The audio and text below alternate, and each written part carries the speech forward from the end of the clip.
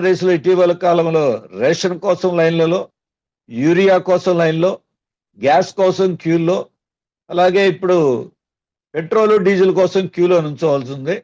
అందుకే సోషల్ మీడియాలో ప్రచారం చేస్తున్నారు. కూటమి ప్రభుత్వం కాదు, క్యూటమి ప్రభుత్వం, క్యూ అదండి. అని ఆ రకంగా కూడా అనుకున్నారంటే వాళ్ళ నిజంగా దేశమంతా ప్రపంచమంతా సమస్య ఉన్న వాటిల్లో మనమేమీ చేయలేము అనుకోవటం వేరే.